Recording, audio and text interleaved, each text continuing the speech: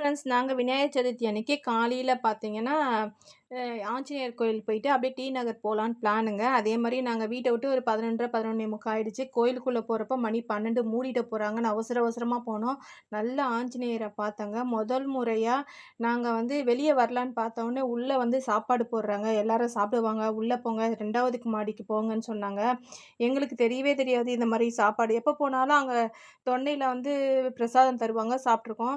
சாப்பாடு போனா 2 விதமான ஒரு கூட்டு, ஒரு பொரியல், அதுக்கப்புறம் பார்த்தீங்கன்னா, சாப்பாடு, ஒரு ஸ்வீட்டு, ரசம், மோரு, காரக்குழம்பு எல்லாமே போடுறாங்கங்க.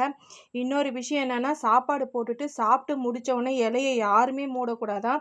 இலைய எல்லாம் ஃபுல்லா சாப்பிட்டுருக்காங்களான்னு செக் பண்ணி தான் எல்லாரையும் வெளிய விடுறாங்க. இந்த மாதிரி எல்லா ஒரு கோவில்கள்லயும் இருக்கட்டும், நல்ல திருவிழாவா இருக்கட்டும், நம்ம கல்யாணமா எல்லா இடத்துலயும் சாப்பாட வேஸ்ட் பண்ணாம இந்த மாதிரி பார்த்தாங்கன்னா, நெறைய சாப்பாடு வந்து வேஸ்ட் பண்ணாம இருக்கலாம். இது எனக்கு ஒரு புது அனுபவமா இருந்தது.